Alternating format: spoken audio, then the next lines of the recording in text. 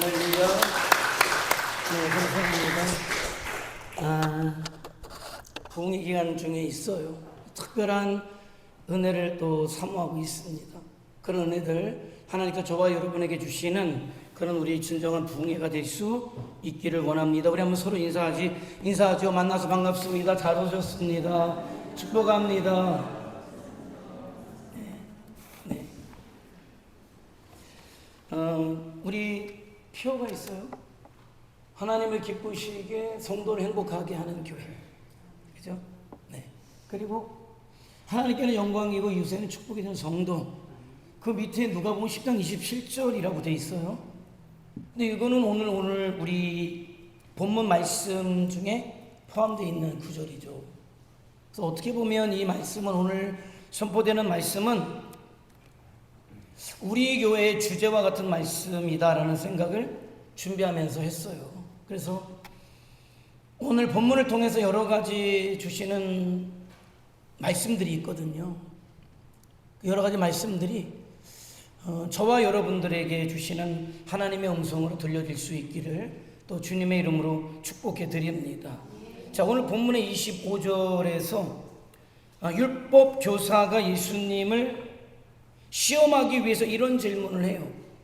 선생님, 내가 무엇을 하여야 영생을 얻을 수 있겠습니까? 자, 그런데 이 사람의 이 질문은 말이에요, 정말 영생을 얻기 위해서 묻는 질문이라기보다도 어떤 의도가 있어요. 29절을 보면 정확하게 알고 있는데 그 사람이 자기를 옳게 보이려고 예수님께 여쭈었다는 거예요. 옳게 보이려고. 그러니까 이 말씀을 통해서 볼 때 이 사람은 굉장히 자기 잘남에 도취되어 있는 사람이다, 이렇게 말씀드릴 수 있겠어요. 만약 이 사람이 정직하게 솔직하게 주님 앞에 와서 예수님께 이런 질문을 했다면, 주님, 저는 율법사이지만은 율법을 잘 알고 있지만은 율법을 제대로 지키지 못하는 그런 죄인입니다. 그런 저의 죄 문제를 어떻게 해야 해결받을 수 있겠습니까? 그렇게 예수님께 질문을 했다면 아마도 우리 주님은 그를 불쌍히 여기셨을 것이고 복음을 설명했을 것이고 구원을 그에게 베풀어 주셨을 것이다 라는 거죠. 그런데 좀 이 사람의 의도는 좀 불순했어요. 그래서 주님은 그 사람의 질문에 다른 방법으로 그 사람을 깨우쳐 주기 위해서 오늘 주시는 말씀에 여러분이 잘 알고 있는 선한 사마리아 사람의 비유가 되는 거예요. 그러니까 자기 의를 드러내려다가 주님 앞에 그대로 들통이 나니까 화제를 돌려서 구원해서 영생해서 내 이웃이 누굽니까? 이렇게 질문을 해요. 사실 우리 주님께서 그의 의도 있는 질문, 엉뚱한 질문을 무시하실 수도 있었지만 그렇게 하지 않으시죠. 질문은 그랬지만은 주님은 그를 불쌍하셔서 그도 좀 깨닫고 그가 회개하고 돌아서서 구원받기를 원하셨기 때문에 그냥 돌려보내지 않고 오늘 선한 사마리아 사람의 비유를 그에게 들려주시고 또 그를 통해서 저와 여러분에게도 말씀하고 계시다라는 거죠. 자, 이 사람은 뭐라고 이야기했습니까? 자기를 옳게 보이고 싶은 사람, 자기를 드러내고 싶은 사람, 자기를 자랑하고 싶은 사람이었단 말이죠. 그런데 우리가 알아야 될 것은 무엇이냐면 누구든지 하나님 앞에 나오는 사람이라면 하나님 앞에 자기 잘남을 들고 나올 수 있는 사람은 없다는 거예요. 자기의 의를 들고 나올 사람은 그 누구도 없다는 거예요. 모든 사람이 죄를 범했으며 하나님의 영광에 이미 이르지 못한다고 선언하고 계시지 않습니까? 아무리 자기가 성인군자라는 소리를 들어도 율법을 놓고 볼 때 100% 그 율법에 만족시키며 사는 사람은 없단 말이죠. 그렇기 때문에 하나님 앞에 선다면 누구든지 나는 보잘것없는 죄인입니다, 아무리 믿음으로 살려고 아무리 의롭게 살려고 해도 나는 연약해서 그렇게 살 수 없는 사람입니다, 그런 나를 긍휼히 불쌍히 여겨 주시옵소서라고 해야 하나님의 은혜가 임하는 곳이고 구원이 임하게 된다는 사실을 저와 여러분 분명히 기억해야 된단 말이죠. 이 율법 교사는 말이에요, 옳지도 못하면서 자기가 옳다 이렇게 착각하고 있었던 사람이에요. 자기는 언제나 옳은 일을 하고 있기 때문에 하나님께서는 마땅히 자기를 인정해 주셔야 한다는 교만이 그 속에 들어가 있었단 말이죠. 어쩌면은 그러면서 그랬을지도 몰라요. 내가 이 정도인데 뭐 하나님의 도우심이 무슨 필요가 있겠습니까? 어떤 사람에게 복음을 전하면 나는 법 없이도 살 수 있는 사람이 나에게 그런 얘기하지 마십시오. 똑같은 거죠. 그런데 정말 그가 법을 100% 다 지키고 살던가요? 그러지 않아요. 자기 착각일 뿐이에요. 자기 생각일 뿐이란 말이죠.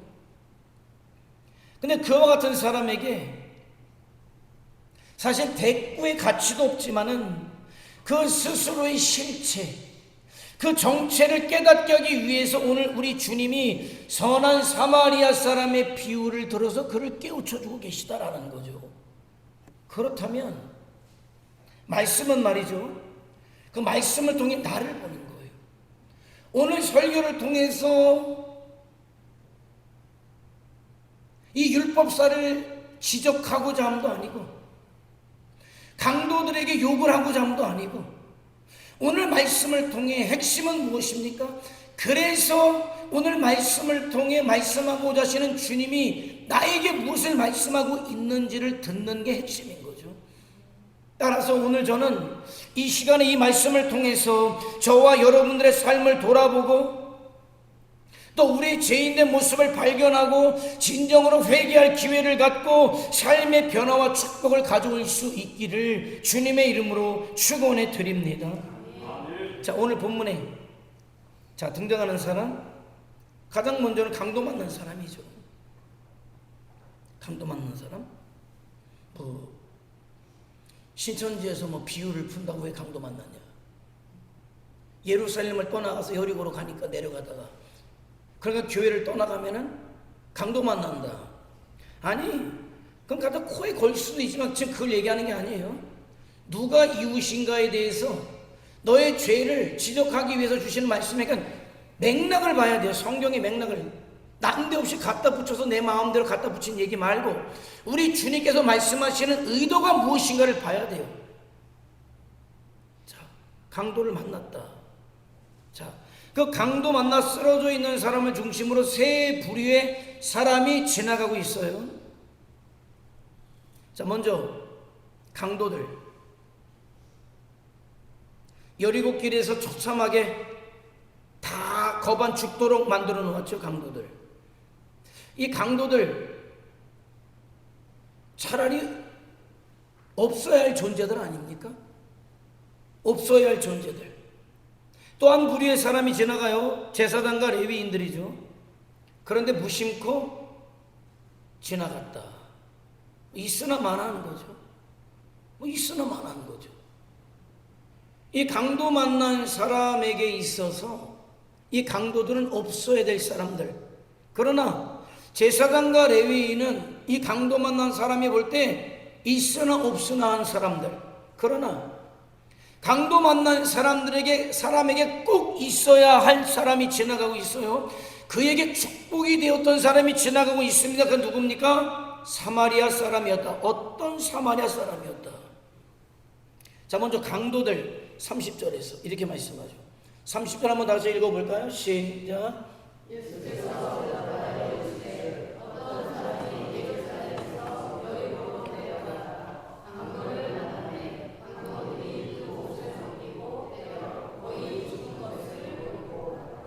왜 강도 짓을 했을까요? 얻으려고 했겠죠. 그죠?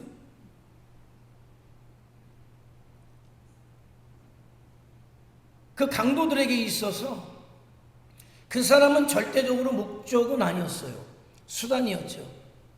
내 필요를, 내 고품배를 채워줄 수단으로 여겼기 때문에 강도 짓을 했단 말이에요. 다시 얘기하면 이 강도에게는 사람을 소중하게 여길 마음이 없어요. 만약 그에게 그 사람이 하나님의 형상을 따라 지음받은 존재라는 생각이 있었으면 그 사람을 향해 칼을 들지 않았을 것이다 라는 거죠. 하나님께서 저와 여러분 주변에 사람을 주시죠. 하나님께서 왜 사람을 주셨을까요? 이용해 먹으라고? 하나님께서? 아니요. 하나님께서 사람을 주실 때는 그 사람을 섬기라고, 그 사람을 사랑하라고. 우리 주님도 말씀하시잖아요. 내가 온 것은 이용해 먹으려고 뜯어 먹으려고가 아니라 섬기려고. 더 나아가서 내 목숨을 많은 사람들의 대성물로 주려 오셨다 이렇게 말씀하죠. 근데 요즘 우리 주변에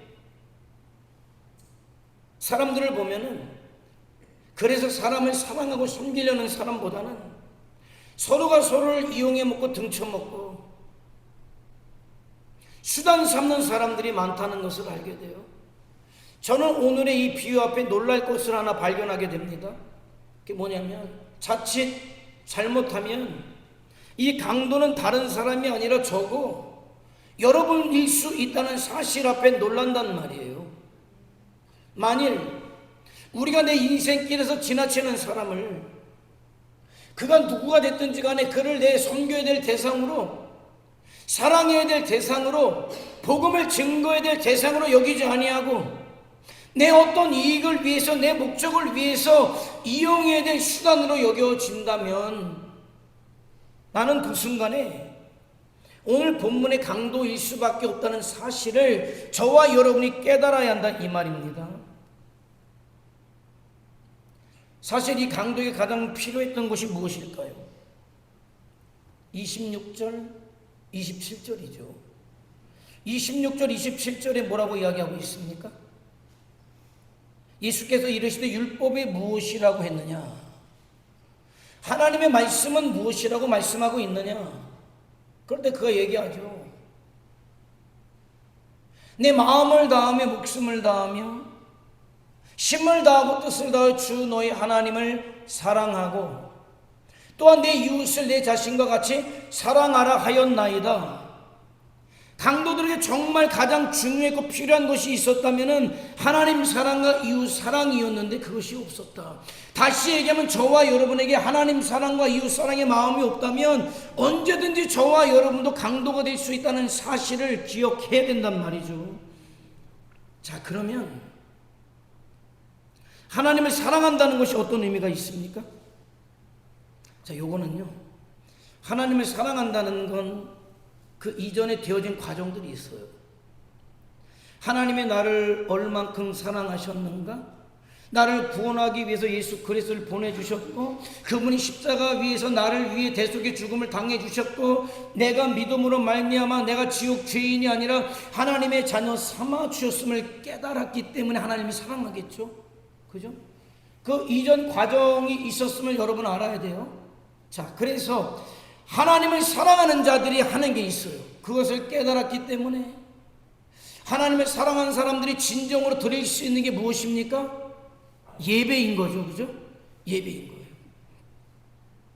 물론 예배 드리는 과정을 통해서도 이런 것이 주어집니다. 주어져요. 그러나 대부분 어때요? 그동안의 지난 과정들을 통해서 이런 고백을 하는 사람들이 앞으로 또 고백도 하게 될 거예요. 지금 없어도. 그러나 그런 고백하는 사람들, 고백할 사람들이 드리는 게 예배라는 거예요. 자, 근데 그 예배의 가장 중요한 핵심이 무엇입니까? 그런 사람들, 하나님을 사랑하는 사람들이 드리는 예배의 핵심이 무엇일까요? 드림이라는 거예요. 드림이죠. 내가 하나님을 예배한다는 것은 하나님을 사랑하기 때문에 나 자신을 드리는 거예요. 하나님께서 내 영광을, 찬양을, 존귀를 홀로 받기 합당하신 분이심을 알기 때문에 그분 앞에 경배한다는 말입니다. 내 마음을 드리고 사랑을 드리고 내 생각을 드리고 내 가장 중요한 것들을 드려요. 내 전 존재를 드리는 것이 예배란 말입니다. 그래서 예배는 보는 게 아니라, 그래서 예배는 뭐라 그래요? 드린다고 하죠. 예배는 그래 드립이 되는 거예요. 예배를 보시는 분은 하나님이시죠. 그죠? 드리는 것을 보시는 거죠. 그러니까 예배 본다고 하지 마시고 예배를 드려야 되는 거예요. 그 예배에 내 전 존재를 담아서 드리는 겁니다. 자, 드리는 거예요. 자, 그런데 이 예배가 잘못 변질될 때가 있어요. 잘못된 생각을 가질 때가 있단 말인데, 왜 예배가 변질됩니까? 드림이 아니라 받음으로 바뀌어지면 변질되는 거예요. 하나님 앞에 무엇을 드리려고 하는 것보다 하나님 앞에 내가 무엇을 받을까에 정신을 집중하게 될 때, 그 욕심이 그를 지배하게 될 때, 하나님을 사랑하는 것이 아니라 이제는 뭡니까? 하나님을 이용하는 게 되는 거잖아요. 하나님을 수단으로 삼아서 내 필요를, 내 욕심을 채우려고 할 때 나는 하나님 앞에 강도와 같은 자가 될 수 있다는 사실을 명심해야 된단 말이죠. 그럼 절망 아닙니까? 하나님 앞에 강도라는 소리를 듣고 살 사람은 없어요. 그렇기 때문에 우리 주님이 말씀하시는 게 뭡니까? 하나님을 사랑하고 내 이웃을 내 자신과 같이 사랑하라고 말씀하고 있는 거예요. 여러분, 칼을 든 사람만 강도입니까? 저와 여러분의 그 신앙관이 잘못될 때, 가치관이 잘못될 때, 성경을 내 마음대로 아전인수식으로 해석하고 적용해버리면 그 순간 강도되는 거예요. 여러분, 왜 말씀을 왜곡합니까? 자기 욕심 때문에 그래요. 왜 신앙관이 잘못됩니까? 신앙관은 뭐예요? 하늘을 품는 건데 땅을 품는 거니까 잘못된 거죠. 변질된 거죠. 그런 사람이 아무리 말로 나는 의로운 사람입니다, 아무리 나는 이런 사람입니다, 아무리 외쳐도 그 중심을 꿰뚫어 보시는 분이 하나님이시기 때문에 나는 오늘 말씀 앞에 나도 이런 강도의 모습을 하고 있지는 않은지 살펴야 된단 말이죠. 그래서 나에게 그런 모습이 발견되거들랑 깜짝 놀라고 회개하고 돌이킬 수 있는 은혜가 있기를 주님의 이름으로 축원해 드립니다. 자, 두 번째 사람을 통해서 우리에게 주시는 은혜는 무엇일까? 자, 제사장이고 레위인이었다. 근데 보고도 그냥 지나갔다고 그래요. 이 사람들은 당시에 사회적이고 종교적인 지도자들이잖아요. 적어도 여리고길에서 강도가 나오지 못하도록 막고, 또 적어도 그런 일이 벌어졌을 때 그렇게 강도 만난 사람을 도와야 될 사람들이 이 사람들 아닙니까? 그런데 그들은 외면하고 지나갔다. 왜 외면하고 지나갔을 거예요? 아마도 그들에게는 그럴 만한 이유가 있었을 거예요. 제사를 드려야 되기 때문에, 종교적인 예식을 행해야 되기 때문에, 나는 바삐 길을 가고 있었고 사람들이 많이 기다리고 있었기 때문에 그 사람을 돌봐줄 시간이 없었습니다. 뭐 이런 거 저런 거. 그럴듯한 이유 때문에 도피하지, 그냥 그 사람을 도외시할 수는 없어요. 여러분, 저와 여러분이 신앙의 의무를 다해야 될 때, 여러분 그 의무를 다하지 못할 때 다 나름대로 이유들이 있어요. 내가 믿음 생활을 제대로 하지 못하는 이유들이 있단 말이죠. 그게 레위인의 문제고 제사장의 문제고 오늘날 많은 성도들의 문제가 그 이유예요. 그럴듯한 이유. 내가 신앙생활을 제대로 하지 못하는 이유, 성도답게 살지 못하는 그만한 이유들이 있단 말이죠. 여러분, 이거 생각해 보셨어요? 저와 여러분이 하나님을 사랑하기 때문에 예배를 드려요. 예배의 핵심은 드림이라고 말씀드렸습니다. 그런데 또 하나 중요한 예배 목적이 있어요. 여러분의 예배 목적은 뭡니까? 목사님, 저의 예배 목적은 1년 52주 한 번도 빠지지 않는 게 제 예배 목적입니다. 물론 빠지지 않는 거 잘하는 일이에요. 근데 빠지지 않는 게 예배 목적이라면 그건 좀 잘못된 것 아닙니까? 예배를 드린다는 것은 드림과 아울러서 뭐가 포함되어 있냐면은 그 예배를 통해서 말씀하시는 하나님의 말씀을 듣는다는 데 있어요. 예배를 통해 말씀하시는 하나님의 말씀을 듣는다는 데 있단 말이죠. 그리고 드리는 사람에게 말씀하신 하나님의 말씀을 듣고 받고 그 말씀하실 때 의도가 무엇이냐, 말씀을 듣고 그렇게 살라는 거죠. 그 말씀에 합당하게 삶을 살아내라는 거죠. 그래서 변화되라는 거예요. 어떻게 성도답게 변화라는 거예요. 예수 그리스도의 장성한 분량에 이르기까지 어떻게 성장해 가라는 것이 말씀하시는 이유라고 할 때, 저와 여러분 예배를 통해서 하나님의 말씀을 받고 나서 저와 여러분은 어떻게 되어야 됩니까? 그렇게 성숙해 가야 하는 것이고 변화돼 가야 하는 것이고 말씀에 합당한 자가 되어줘야 한다는 거죠. 여러분이 예배를 얼마나 잘 들었는가? 이게 조금 좀, 얼마나 예배를 잘 들었는가? 목사님, 제가 오늘 예배를 얼마나 잘 들었는지 아십니까? 내가 눈 동그랗게 뜨고 내가 졸지 않고 내가 예배를, 말씀을 다 들었습니다. 내가. 잘하셨어요. 잘하셨습니다. 그런데 정말 그게 예배를 잘 드린 걸까요? 근데 그 다음을 얘기해야 되는데 이것까지가 안 되니까 이건 기본이 돼야 돼요. 정말 잘 드린 예배를 뭐냐? 예배를 통해서 말씀하시는 하나님의 말씀을 들었기 때문에 그 말씀이 내 삶을 다스려 가야 된다는 거죠. 다시 얘기하면은 말씀을 받았기 때문에 내 삶이 변화되는 거예요. 말씀을 받았기 때문에 이제부터 내가 어떤 자세로 사람을 만날 건지, 만나는 사람에게 어떤 주님의 사랑을 전할 건지, 예수님을 증거할 것인지, 하나님의 말씀의 진리가 내 삶을 통해서 어떻게 적용될 것인지,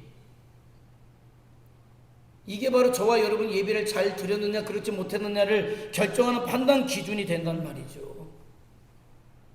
예배를 드리러 오셨다면 이 순간부터 우리의 삶은 달라져야 돼요. 한순간에? 아니에요. 일주일에, 한 달에 10kg, 20kg 빼려고 해보세요. 한 달도 못 가서 다시 찌지. 그게 아니라 한 달에 500g이 됐던 1kg가 됐던 꾸준히 빼가는 거죠. 여러분, 한순간에 어떤 사람이 확 바뀌면은요, 걱정해요. 죽기 전에 사람이 바뀐다는데 이렇게 바뀌어요. 이렇게 놀래요. 그게 아니라 말씀을 받았기 때문에 그 말씀에 반응하면서 서서히 바뀌어가는 거예요. 틀림없는 건 육적으로 가는 게 아니라 영적으로 가는 거죠. 육적이다, 영적이라는 게 어렵죠. 육적인 곳으로 가는 게 아니라 영적인 곳으로 가란 말이에요. 서서히라도. 그게 말씀을 받고 말씀하시는 주님의 말씀을 주시는 목적이 되는 거죠. 자, 오늘 제사장 레위인에게 이렇게 물어야 돼요. 왜 외면했냐고. 그렇게 말씀을 잘 알고 그렇게 말씀을 전하고 예배를 드리는 왜 외면했습니까? 지식적이니까. 그냥 삶이 아니라 지식적인 신앙이니까. 삶이 신앙이 돼야 되는데 그냥 지식이 신앙인 줄 착각한 거예요. 아는 게 신앙인 줄로 착각했단 말이죠. 그럼 우리는 어떻습니까? 여러분은 왜 예배를 드리십니까? 왜 기도하십니까? 왜 성경을 읽으셨습니까? 지금 왜 말씀을 듣고 계신가요? 예배 참석한 것, 그것 외에는 아무런 다른 의미가 없는 예배라면 그건 단순한 종교 형식 예식에 불과한 거잖아요. 그런데 우리가 예배를 통해서 나를 드리고 드리는 자에게 하나님께서 말씀하셨고 그 말씀을 들었다는 사실 때문에 내가 가정에서 변하고 성도답게 직장에서 변하고 내 인간관계에서 내 삶이 변해야 한단 말이죠. 변해야 한단 말이에요. 그런데도 그 예배의 목적을 망각해요. 예배 참석 자체의 의미를 부여하는 경우가 너무나 많아요. 사실 제사장과 레위인이야말로 여리고길에서 강도 만난 사람에게 가장 가까웠어야 할 이웃 아닙니까? 그런데 그들이 잘못된 생각 때문에, 잘못된 신앙관 때문에 가장 먼 이웃이 되고 말았단 말이죠. 그런데 이런 비극이 지금도 계속되고 있지 않습니까? 이제부터라도 우리는 우리가 가장 관심을 가져야 될 이웃이 누구인지, 내가 어떻게 살아야 이 시대 가운데 성도로 부르신 하나님의 부르심에 합당한지, 그건 뭐예요? 하나님 앞에 여러분의 존재를 드림으로 하나님께 영광이 되는 거예요. 기쁨이 되는 겁니다. 그런 자에게 말씀하시죠. 왜 달리는 말에게 채찍을 도하지? 더 잘하라고, 더 축복하시려고. 그래서 말씀 주실 때 그 말씀에 합당한 반응을 하며 살아갈 때 여러분의 삶은 여러분이 만나는 모든 사람에게 축복이 될 것이다. 여러분의 자녀들에게 비로소 축복이 될 것이다 라는 거죠. 누구에게서 그 사실을 발견합니까? 오늘 주님께서 누구를 통해서? 사마리아 사람이에요. 반드시 꼭 필요한 사람, 하나님께나 사람들에게 반드시 필요한 사람, 절대로 없어서는 안 될 사람, 이 사람이 지금 지나가고 있어요. 본문은 그를 가리켜서 어떤 사마리아 사람이다 이렇게 이야기해요. 33절로 34절에 사마리아 사람이 나와요. 어떤 사마리아 사람은 여행 중에 그를 거기서 만나서 그를 불쌍히 여겼고 가까이 갔다. 이 얘기를 들었을 때 제자들은, 유대인들은 그 당시 아마 커다란 충격을 받았을 것이다. 왜? 그 상황에 사마리아 사람이 등장할 타임은 아닌 거예요. 거기에 등장하면 적어도 제사장이고 레위 사람이고, 그리고 누굽니까? 유대인이지. 거기에 사마리아 사람이 등장할 타임은 아닌 거죠. 그런데 우리 주님은 사마리아 사람을 등장시키셔요. 왜? 하나님은 그가 어떤 직분을 가지고 있냐, 그가 어떤 사람이냐, 여기에 관심이 없다는 걸 알라는 거예요. 제가 목사라는 사실 때문에 하나님이 감동하실까요? 아니요. 장로이고 권사이고 한수집사이고 집사이고, 내가 이런 직분자이고, 내가 10년 20년 30년 수십 년을 교회 다녔고 이런저런 화려한 과거 경력이 있고 사회에서 내가 이런 지위와 부와 명예를 가지고 있기 때문에 절대 하나님은 그런 거에 감동받지 않으시죠.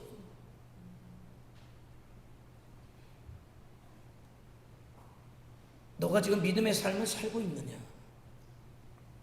지금 믿음의 자리에 서 있느냐? 나에게 기쁨이 되고 있고 많은 사람들에게 축복이 되고 있느냐? 거기에 감동받으셔요. 작으면 작은 대로, 크면 큰 대로. 여러분, 우리는 큰 사람이 큰일 한다고 생각이 아니요.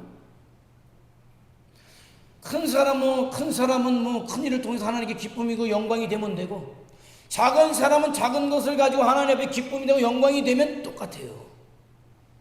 그래서 내가 누구이냐, 재산이 얼마냐, 얼마나 많은 학식을 가지고 있느냐, 명예 권세를 가지고 있느냐가 아니라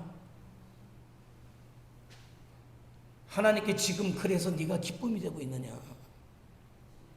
영광이 되고 있느냐, 그래서 네가 지금 이웃들에게, 특별히 네 자식들에게 축복이 되고 있느냐, 거기에 관심이 있어요. 자, 33절 35절 이 사마리아 사람 볼까요? 자, 어떤 사마리아 사람이 여행하는 중 거기 그를 보았다, 불쌍히 여겼다. 그에게는 불쌍한 사람을 볼 수 있는 눈이 있었다는 거예요. 여길 수 있는 마음이 있었다는 거예요. 34절에 보면 가까이 갔다. 그는 행동할 수 있는 발이 있었다는 거예요. 기름과 포도주를 그 상처에 부었다. 그는 섬길 수 있는 손을 가지고 있었다는 거예요. 자기 짐승에 태워서 주막으로 데리고 가서 돌보아 주었다. 그는 자기를 기꺼이 희생하려는 의지가 있었다는 겁니다. 자기 짐승을 사용했고, 주막에서 35절에 보니까 자기가 가지고 있는 돈 데나리온 2를 지불했다는 거예요.